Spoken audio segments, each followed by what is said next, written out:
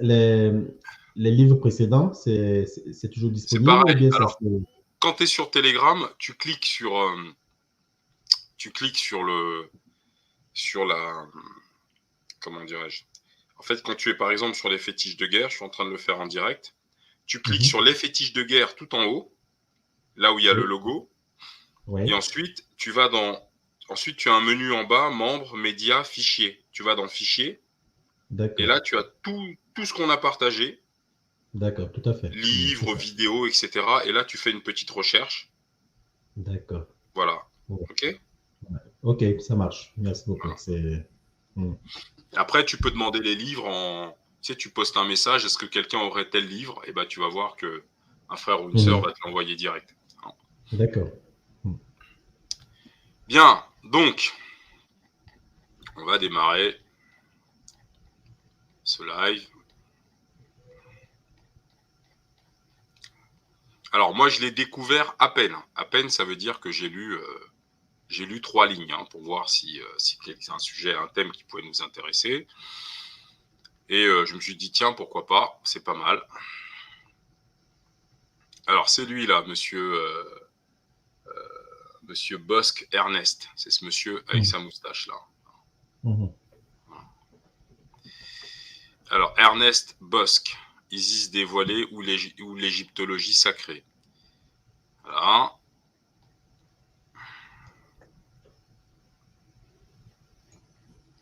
Avant-propos. On va commencer par l'avant-propos.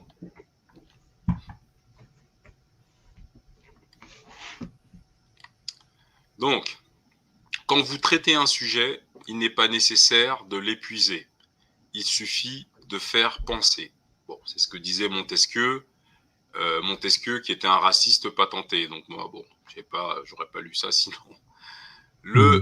Le sujet que nous traitons dans ce volume est très étendu. Par certains côtés, il touche à une question des plus attachantes, à la psychologie, et n'a pas encore été abordé par aucun auteur français. Il n'existe pas en effet de livre sur l'égyptologie sacrée. Cependant, on se met aujourd'hui à étudier l'Égypte comme on ne l'avait jamais fait jusqu'ici, surtout en ce qui concerne la philosophie. Autrefois, au commencement du siècle, on ne s'occupait que des arts et de la civilisation de l'Égypte antique. Donc il parle au commencement du siècle, c'est-à-dire au début des années 1800. Quant à sa mythologie, à sa mystique, à son art sacré, à sa religion, ça c'est religion selon eux, voilà, ce mot-là n'existe pas chez nous, on ne s'en préoccupait guère. En fait, euh, eux, ils confondent spiritualité et religion. Voilà. Quand vous utilisez le mot religion, il faut savoir que vous utilisez un terme guerrier, un terme de suprémaciste. Voilà. C'est-à-dire la religion est par essence l'expression d'un caractère suprême sur le plan spirituel d'un peuple sur un autre. Un musulman va te dire j'aime Dieu, mais si tu veux épouser ma fille, il faut que tu deviennes musulman. Mais s'il aimait Dieu, il t'accepterait tel que tu es. Parce que toi, j'allais dire, t'es pas tombé d'un arbre. Si tu es vivant, tu es divin. Si lui, il a le souffle de vie en lui, bah toi, tu as le souffle de vie en toi. Donc, il n'a pas à te poser de conditions. Parce que la condition qu'il pose, en réalité, il pose cette condition à Dieu lui-même. Et donc, vous vous rendez compte que les religions alors, apparemment, le lien Telegram a déjà expiré. Je vous en envoie un autre. Les religions deviennent en réalité des instruments politiques. Mais non, mais y a des personnes qui ont rejoint le groupe. Non, non, il n'a pas expiré. Tu te trompes. Il faut aller dans Bon, attendez, je vous le renvoie le lien. Mm. En Non, il fait, n'a pas expiré. il n'a pas expiré. La religion, quand vous utilisez ce mot, il faut immédiatement comprendre que vous utilisez là un terme guerrier. Religion n'est pas du tout un terme d'amour et de concorde. Voilà. C'est un terme guerrier, c'est-à-dire qu'en gros, j'exprime ma suprématie spirituelle sur toi. Voilà.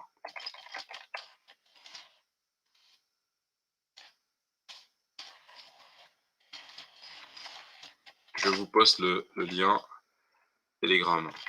OK. Ça, c'est très important. Hein.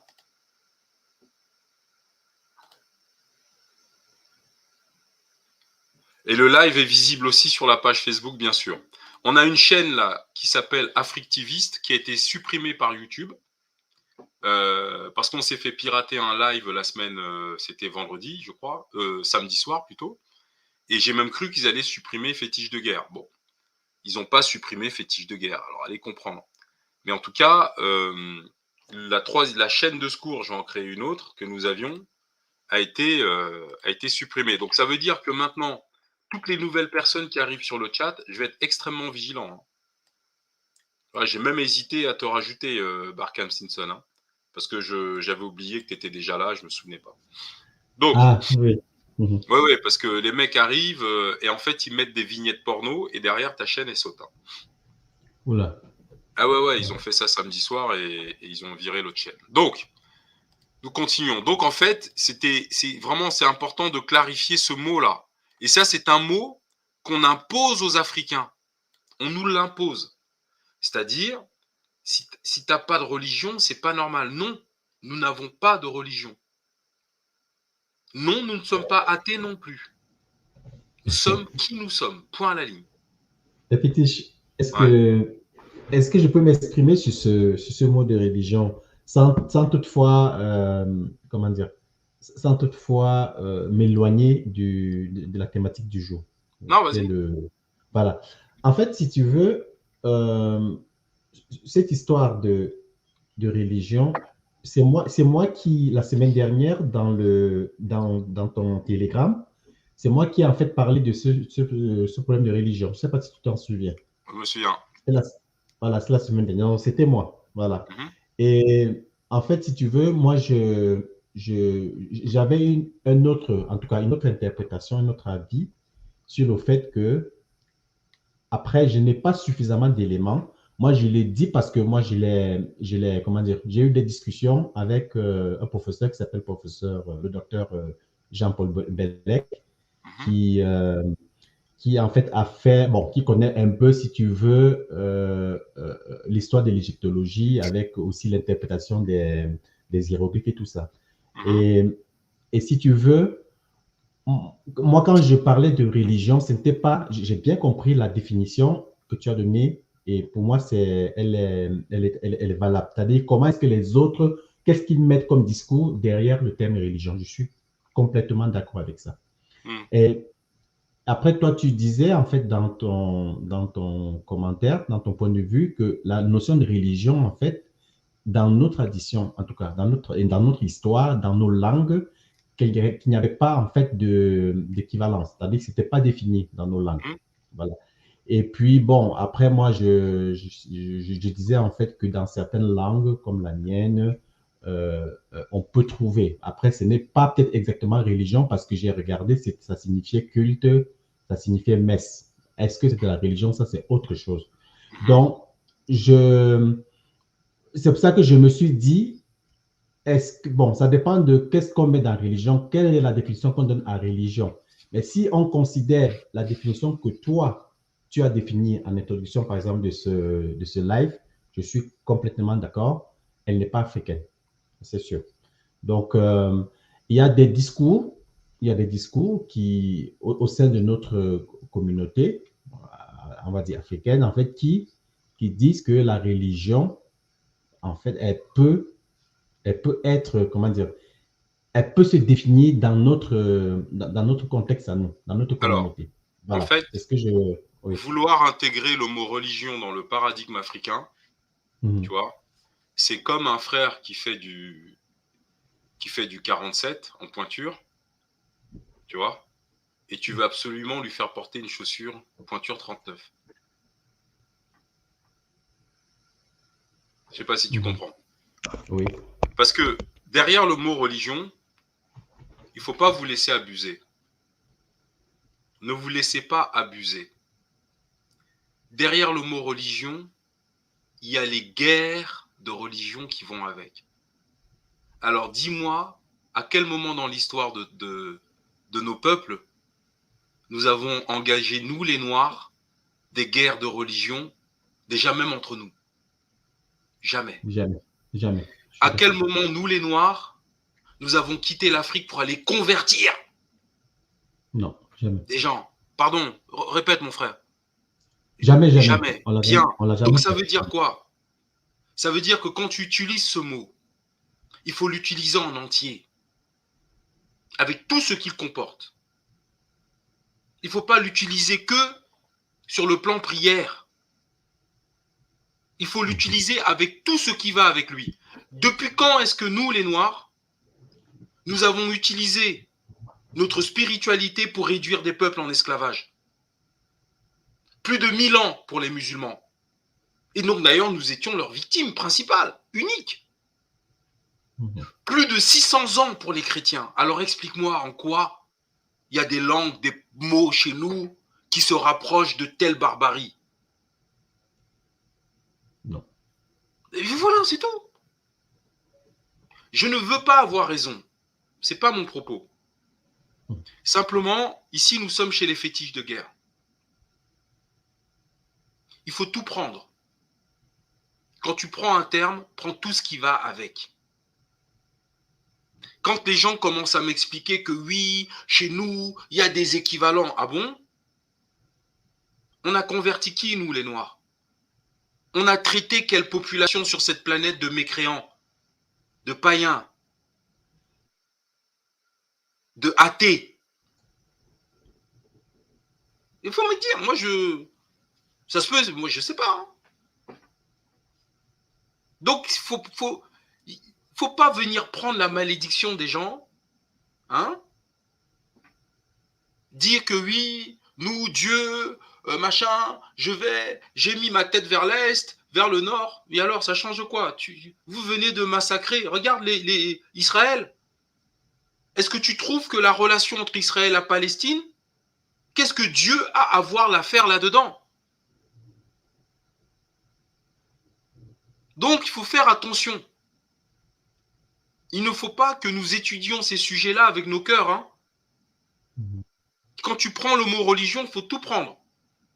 Que les Arabes viennent nous expliquer leur proximité avec Dieu, qui les ont conduits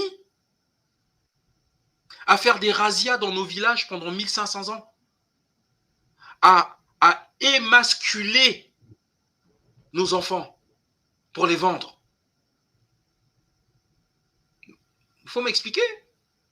Et à quel moment dans l'histoire africaine nos ancêtres ont fait ça à d'autres peuples? Jusqu'à ce que nous puissions prétendre, oui, il y a des mots qui ressemblent. Ah bon? Et quels sont les faits qui ressemblent alors? Il y a combien de... Comment dirais-je? Quand tu rentres au village, là, en Afrique, chez nous, tu as vu combien de temples où on va prier Dieu? Il n'y en a pas.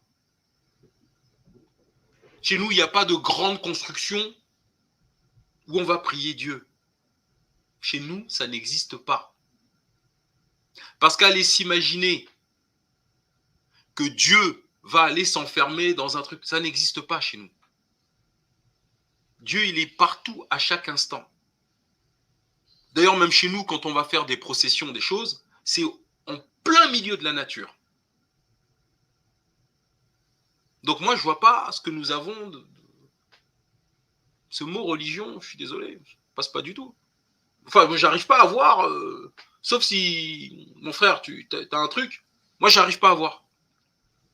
Tu vois, toi? Non, je ne vois pas. Je ne vois pas plus que ça, pour être honnête. Je ne vois pas plus que ça. Donc, non, moi, je suis, comment dire, je suis convaincu, on va dire, quand on me parle quand tu dis, si on prend le mot religion, il faut prendre dans sa globalité, dans sa totalité. Il faut tout prendre avec. Oui. Si on voit ça comme ça, moi, je me mets en arrière. Mais tu veux voir ça comment? Parce que quelles sont les pratiques maintenant?